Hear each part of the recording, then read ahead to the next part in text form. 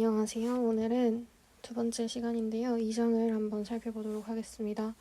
그래서 2장은 수요와 공급에 대한 이야기를 본격적으로 시작을 해볼 거예요. 그래서 시장에서 우리는 수요하고 공급을 관찰할 수가 있겠죠. 그럼 시장은 뭐냐? 시장은 상품을 사고 팔려는 개인과 기업의 모임으로 설명을 할 수가 있겠죠.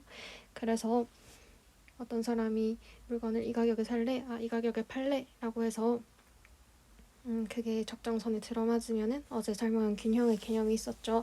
더 이상 움직이지 않으려는 상태에 도달하게 되겠죠. 그러면은 더 이상 움직이지 않는 가격, 이건 너무 비싸서 안 사. 이거는 이 가격은 받아야 돼 해서 이게 조정이 돼서 더 이상 움직이지 않는 가격이 오면은 우리가 그거를 균형 가격이 도출되었다라고 할 것입니다. 그래서 이 가격은 어떤 기능을 하느냐? 우선 신호를 전달해 주겠죠. 어떤 신호를 전달해 주냐 하면은 소비자가 이거를 3,000원에 사려고 하네. 이걸 3,000원만큼이나 원하네. 아니면은 공급자가 이거는 3,000원에는 팔아야 된다고 생각을 하네. 이거를 만드는데 그만큼의 돈이 드네. 라는 신호를 우리가 받을 수가 있겠죠. 그리고 요인을 제공해 주는데요. 어떤 요인이냐? 생산물 시장에서는 이 상품의 가격이 오르면은 이거를 팔아야겠다. 이거를 생산해야겠다 하는 요인을 제공하고요. 요소 시장에서는 생산 요소는 어떤 상품을 만드는데 필요한 것들이에요. 그래서 상품을 만들려면은 일을 해야겠죠. 그래서 일을 하는데 필요한 노동력, 그리고 어떤 상품을 만드는 데는 공장의 기계가 필요할 수도 있겠죠. 그래서 공장이라는 자본하고 기계라는 자본, 이런 걸 요소라고 할 건데요. 그래서 이 상품의 가격이 높아지면은 이 생산 요소의 이 기술을 학습시켜야겠구나, 아니면 사람이면은 이 기술을 배워야겠구나 하는 요인을 제공할 수가 있습니다. 그리고 가격은 소득을 분배하는 기능을 하는데요. 가격이 비싸지면은 그 상품의 공급자는 소득이 늘게 되겠죠. 그리고 수요자는 비싸지면은 소득이 줄어들게 될 겁니다. 그래서 균형 가격이 이렇게 세 가지 기능을 한다고 볼 수 있습니다. 그래서 효율적으로 자원을 배분할 수 있도록 돕죠. 그런데 한번 생각을 해봅시다. 사실 자본주의는 1인 1표가 아니라 1원 1표로 굴러가는 세상이잖아요. 가격에 의해 결정이 되니까. 그래서 이게 과연 공평하다고 할 수 있을지. 효율적인 것과 공평한 거는 다른 거잖아요. 공평하려면 어때야 하는지 생각을 해보면 좋을 것 같고, 그리고 이 시장을 또 너무 맹신하면 안 되는 게, 이렇게 여러 가지 기능을 해도 나중에 보면 시장 실패를 배우게 될 거거든요. 공부하게 될 건데, 그래서 시장 실패의 가능성을 늘 염두에 두시고 공부를 해야겠습니다. 그러면은 개념적인 거였고, 이제 본격적으로 시장의 수요 함수에 대해 살펴보도록 할게요. 시장의 수요 함수는 어떤 상품의 수요량을 나타내주는 함수입니다. 수요량을 결정하는 것은 뭐가 있을까요? 가격이 있겠죠. 그 물건의 가격이 수요량을 결정하는 가장 큰 요인이 될 것입니다. 그리고 요거는 연관제의 가격인데요. 연관제라 하면은 예를 들어서 어떤 신발이 있으면 다른 브랜드의 신발, 요거는 대체제가 되겠죠. 그리고 신발이 있으면은 깔창은 보완제가 되겠죠. 그래서 이렇게 그 상품과 관련되어 있는 상품들의 가격이 비싸지거나 싸지거나가 수요량에 영향을 미치겠죠. 그리고 M은 경제학의 소득으로 쓰일 건데, 미시에서 그래서 소득이 늘면은 수요량도 늘겠죠. 소득이 줄면 수요도 줄겠고, 그리고 N은 인구입니다. 소비자의 수가 많으면 수요량도 늘겠죠. 그리고 마지막으로 T는 경제적 요인이 아니라 다른 기타 등등의 것들이 또 수요량에 영향을 미칠 수가 있을 거예요. 근데 이걸 다 고려해서 우리가 이제 함수를 그릴 건데, 그리면은 하나, 둘, 셋, 넷, 다섯 수요량까지 해서 6차원의 함수를 그릴 수가 없잖아요. 그래서 2차원의 함수를 그리기 위해서 다른 조건들이 변하지 않는다면 이라는 전제를 걸고 얘네를 다 픽스를 해줄 거예요. 왜냐하면 수요량에 가장 큰 영향을 미치는 것은 가격이라는 약속을 하고 시작을 할 거니까. 그래서 얘네는 고정을 시키겠다를 앞으로 여기 문자 위에다가 짝대기를 그어서 표시를 할 겁니다. 그래서 다른 변수들을 고정했을 때 가격이 수요량에 미치는 영향을 나타낸 것이 수요 함수가 되겠습니다. 그러면은 수요 함수의 예시를 한번 살펴볼게요. 그래서 Q는 마이너스 P 더하기 알파라고 되어 있는데 다른 것들을 변하지 않는 것으로 고정한다. 즉 상수 취급하게 된 거죠. 그렇기 때문에 다 뭉뚱그려서 알파라고 나타내 보도록 하겠습니다. 그러면은 이렇게 그림을 그려볼 수가 있을 거예요. 유의할 게 수학에서는 여기 보통 x 자리죠. x가 x축 가로축에 오고, 그러니까 가로축에 오는 것을 우변에 쓰고 세로축에 오는 걸 좌변에 쓰는데 경제에선 반대로 해요. 미시에서는 늘 다릅니다. 잘 확인을 해야 됩니다. 그래서 Q를 가로축에 P를 세로축에 써주겠습니다. 그림이 이렇게 되겠죠. 그래서 이렇게 우하향하는 수요함수가 늘 그려질 겁니다. 당연하죠. 가격이 오르면은 수요량은 줄죠. 가격의 변화율하고 수요량의 변화율은 음의 상관관계를 갖게 되겠죠. 그래서 늘 우하향하게 그려주시면 되고요. 그래서 이거를 수요, 디맨드에서 D라고 쓸 겁니다. 이 D는요, 또 WTP 이게 뭐냐, willingness to pay해서 지불하려는 의사겠죠. 최대 지급 의사. 그래서 이게 P0이라는 가격에서는 나는 이거를 Q0만큼 살 거야. Q1 가격에서는 Q1만큼 살 거야. 라는 최대 지급 의사를 나타내기도 하고요. 그리고 이거는 한계 편익. 날 베네핏인데요. 왜 한계 편익이랑 같아지냐? 이거는 제가 이해가 조금 어려웠던 부분이라서 다음 페이지 자세히 설명을 드릴게요. 뭐 쉬우시면 넘어가셔도 되고. 자, 한계 편익은 뭐냐? 일단 경제학에서 한계라는 용어를 한번 정리를 해야 될 것 같아요. 한계는 마지막 한 단위가 미치는 영향입니다. 한계 편익을 볼 건데, 편익은 내가 느끼는 만족감을 돈으로 환산을 한 거거든요. 그래서 만족감을, 그러면은 붕어빵 한 개를 먹었을 때 내 편익이 1,000원이라고 칩시다. 근데 두 개를 먹었을 때 좀 배가 부르잖아요. 그래서 1,000원만큼의 커다란 편익을 얻을 수는 없을 거예요. 그래서 1,800원. 그 다음에는 또 더 배불러. 2,400, 2,800, 3,000 이렇게 잡아봤어요. 한계 편익은 마지막 한 단위의 영향이니까 처음에 딱 하나 먹으면 이거 하나의 편익은 1,000원이겠죠. 근데 하나 더 먹었을 때는 하나 더 먹었을 땐 800원이 되겠죠. 600원, 200원이 되겠죠. 붕어빵이 1,000원이면은 하나를 사 먹을 거예요. 800원이면은 두 개를 사 먹을 거예요. 600원이면 3개, 400원이면 4개, 200원이면은 5개를 사 먹을 겁니다. 왜 그러냐 생각을 해보면은 붕어빵이 800원이어서 두 개를 사 먹었다 쳐요. 맛있었는데 하나를 더 먹으면 물론 600원의 편익을 얻을 수 있어요. 근데 더 큰 편익을 얻을 수 있다고 해서 우리가 800원을 내고 600원의 편익을 사지는 않을 거잖아요. 그래서 마지막 한 단위의 편익만큼만 딱 우리가 소비를 하게 되는 겁니다. 그쵸? 600원만큼의 편익을 얻기 위해서 800원을 더 내려는 사람은 경제인 중에 없겠죠. 경제학 나라에서는. 그래서 한계 편익이 결국에 여기 수요량을 결정하게 되는 겁니다. 반대로 봐서 각 수량에서 지불할 최대 의사가 또 한계 편익이라고 봐줄 수도 있겠죠. 3개면은 나 600원까지만 낼 거야. 600원보다 싸면은 나 더 사 먹을 거야. 이렇게 생각을 해볼 수가 있겠죠. 그래서 수요 곡선은 표현이 많아요. 이걸 다 이해를 하고 납득을 해주면 좋을 것 같습니다.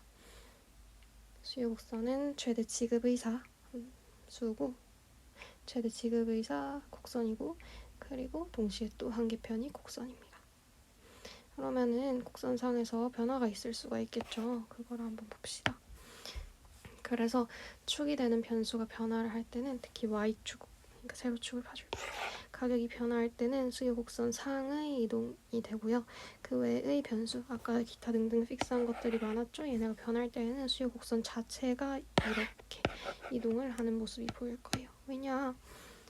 자, 가격이 내려왔다고 생각을 합시다. 처음 수준의 가격이 P0이었어요. 근데 P1으로 가격이 내렸어. 그러면은 P0일 때는 요 점을 하면 돼. 그리고 P1일 때는 이렇게 수요 곡선 위에서 움직일 수가 있겠죠. 그런데 그 외의 변수 소득이 늘었다고 쳐봅시다. 소득이 늘면은 가격이 변한 게 아니죠. 우리는 이 선 위에서 찾아야 돼요. 수요량 변화점을. 소득이 늘면은 생각을 해보면 수요량이 늘겠죠. 그래서 우리가 원래 이 가격에서는 Q 0만큼만 살 수가 있었는데 소득이 늘었기 때문에 Q1을 살 수 있게 된 겁니다. 그리고 여기 P1에서는 처음에는 Q1만큼 살 수 있었는데 소득이 늘어서 Q2만큼 살 수가 있게 된 겁니다. 그래서 소득 축이 되는 변수 말고 다른 변수가 변할 때는 수요 곡선 자체가 이렇게 올라간다고 볼 수 있습니다. 소득이 떨어지면 이쪽으로 이동을 하겠죠. 구분을 해주시고 그 다음 볼 내용은 수요의 탄력성입니다. 탄력성은 앞으로 이 엡실론 기호를 이용해서 써주도록 할게요.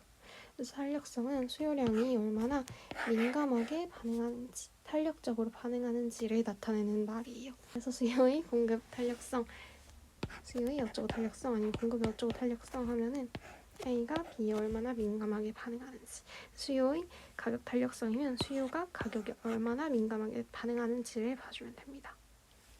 그래서 계산을 어떻게 하냐, 이 탄력성을 봐주도록 할게요. 예를 들어서 가격이 1% 올랐는데 수요량이 3% 줄었어.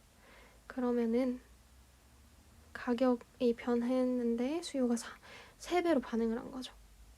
그래서 우리는 이때 가격 탄력성을 가격의 변화율분의 수요량의 변화율로 정의를 해서 1% 분의 3%에서 3으로 나타내 줄 거예요.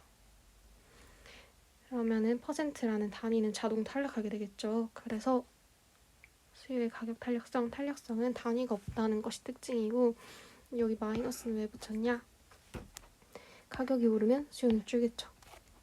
둘은 역방향으로 움직이기 때문에 그 변화율이 음수가 되게 되어 있어요. 그렇기 때문에 근데 늘 음수가 되면 탄력성이 음수면 안 예쁘니까 마이너스를 붙여서 양수가 나오게 처리를 해주겠다라고 한 겁니다. 가격의 변화율은 이렇게 쓸 수 있겠죠. 수요량의 변화율은 이렇게. 이거를 한번 정리를 해보면은 예분의 얘 곱하기 얘는 분모에 있는 거니까 역수돼서 나오겠죠. 얘분의 얘가 될 거예요. 그리고 이 변화율을 0에 가깝게 무한정 작게 만들면은 요거 D로 바꿀 수 있겠죠. 이렇게 되는 게 수요의 가격 탄력성입니다.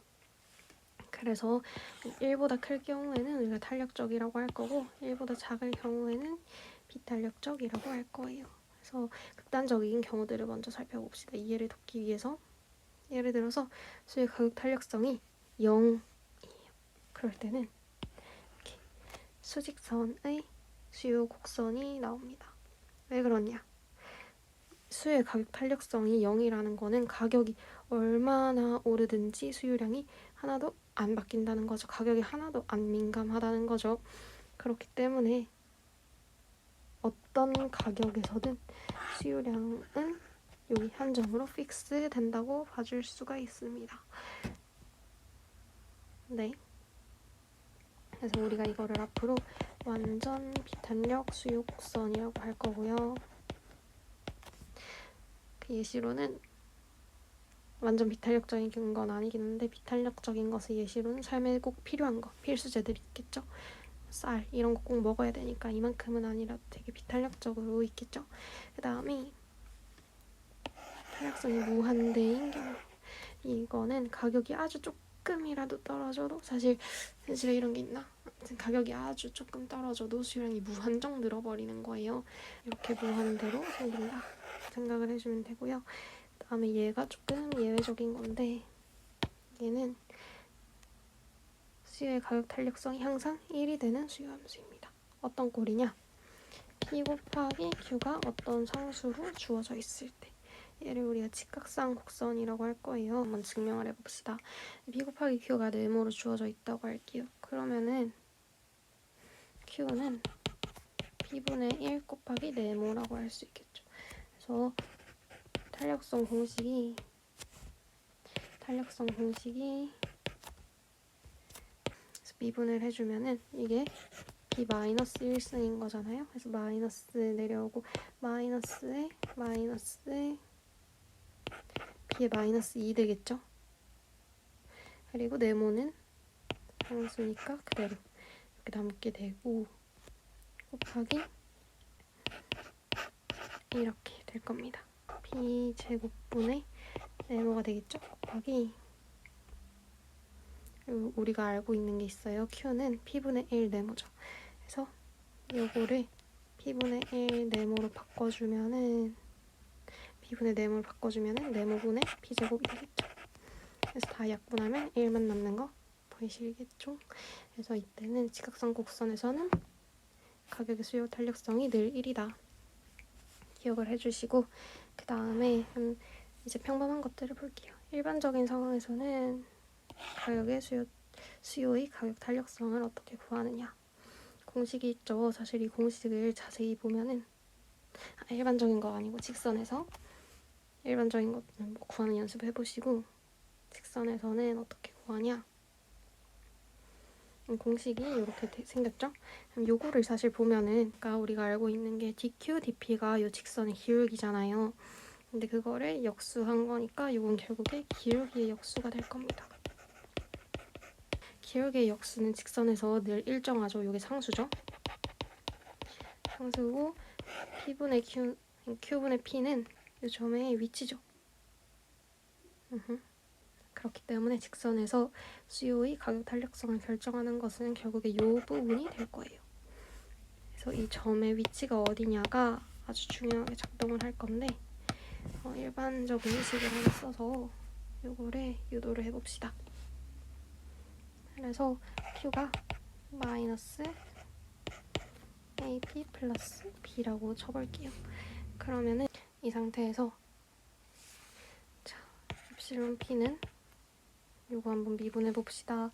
B에 대해 미분해 주면은 결국에 마이너스 A가 될 거예요. 마이너스 A 곱하기 B분의 Q인데 마이너스 붙었으니까 플러스로 바꿀게요. 여기서 딱 여기 이 직선의 중점의 좌표를 봅시다. 중점의 좌표는 2분의 1B하고 2A분의 B겠죠. 근데 요 위치, 요 좌표 2분의 1B, 2A분의 B를 가지고 Q분의 P를 해주면은 요 점에서 Q분의 P는 분모 먼저 쓰세요. 이렇게 돼서 2AB분의 2B로 A분의 1이 되는 거 보이시나요? 그래서 중점에서 얘가 딱 A 곱하기 A분의 1은 1 해서 수의 가격 탄력성이 1이 됩니다. 그래서 직선에서는 늘 여기 일반을 한 거니까 여기 중점에서 수의 가격 탄력성이 1이 되는 걸 알 수 있어요.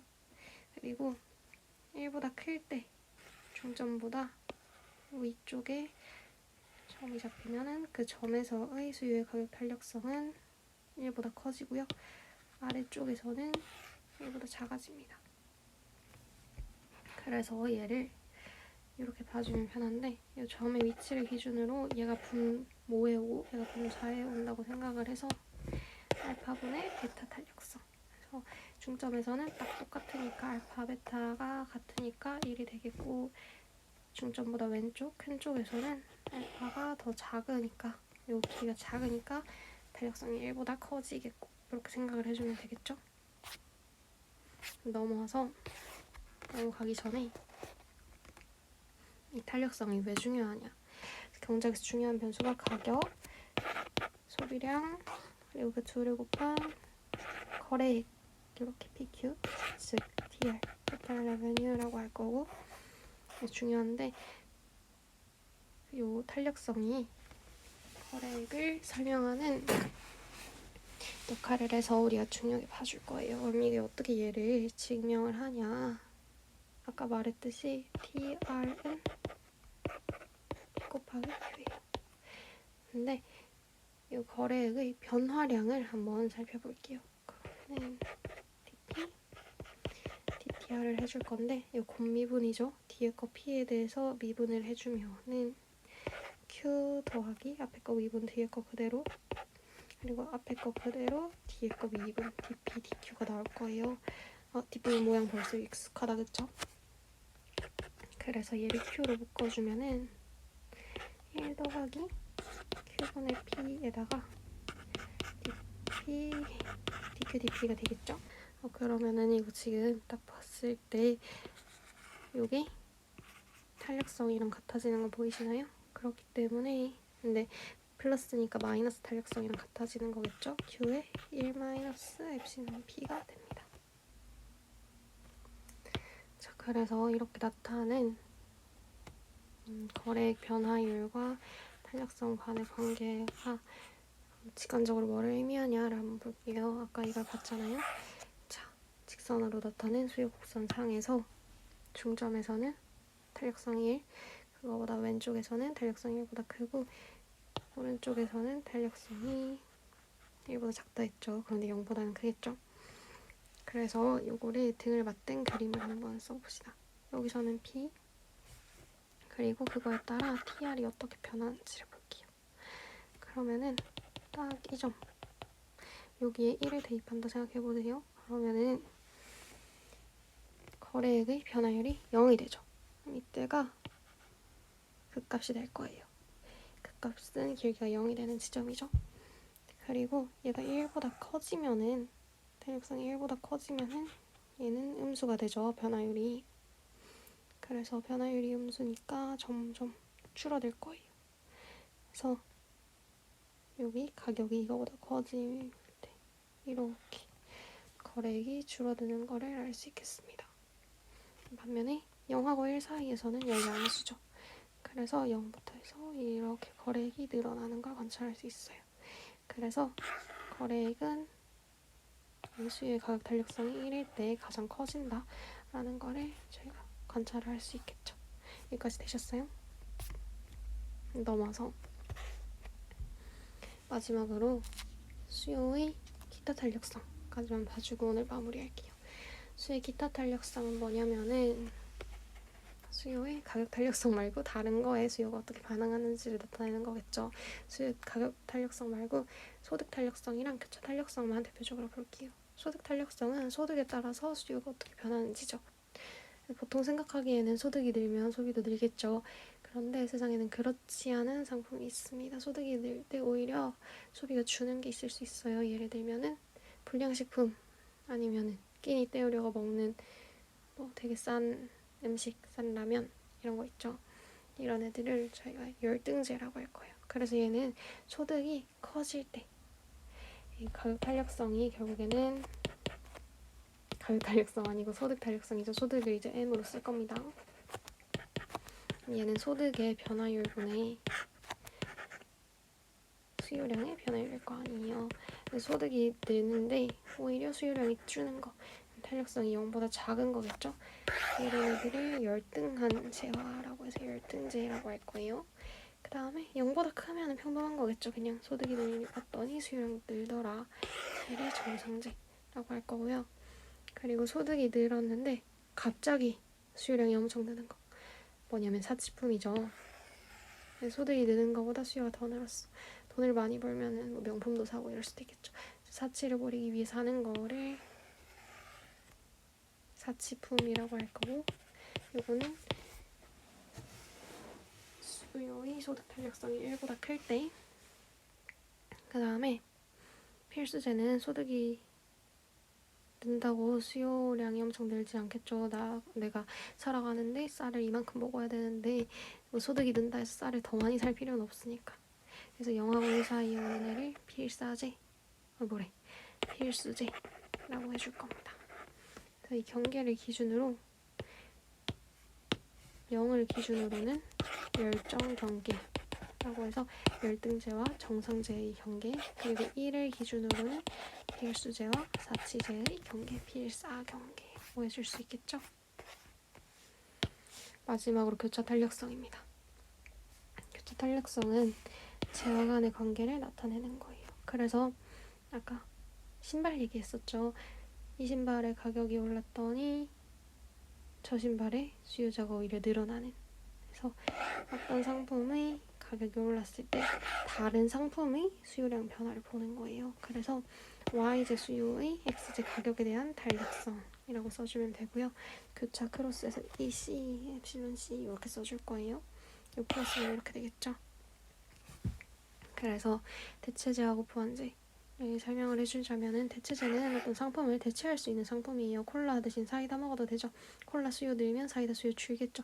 이렇게 완전 대체되는 상품을 대체제라고 할 거고, 보완제는 같이 먹었을 때 오히려 좋은 거, 고기랑 상추 아니면 신발이랑 깔짱 이런 애들 보완제라고 할 거예요. 그래서 어떤 가격에 어떤 상품의 가격이 올랐어. 그래서 이 신발의 가격이 올랐으니까 이 신발 말고 다른 걸 사야지. 그래서 이거의 가격이 올랐는데 다른 거의 수요는 늘었어. 이러면은 대체제가 되겠죠. 그래서 나이키 신발의 가격이 올랐어. 그랬더니 아디다스 신발의 수요가 늘었어. 이런 거 대체제. 그래서 오를 때 오르니까 0보다 크겠죠? 0보다 크면 대체제. 그리고 보완제. 나 고기 없으면은 쌈을 안 먹어. 근데 고기 가격이 올랐어. 고기 가격이 오르니까 쌈 살 필요 없겠네. 쌈의 수요는 줄었어. 이렇게 반대되니까 0보다 작겠네 해서 0보다 작은 쪽에 오는 걸 보완제라고 합니다. 되셨죠? 그러면은 수요는 일단 이렇게 마무리하고, 생각보다 오래 걸리네요. 그래서 공급을 내일 하도록 하겠습니다. 내일 공급 보는 걸로 하고 이렇게 마무리할게요. 고생하셨습니다.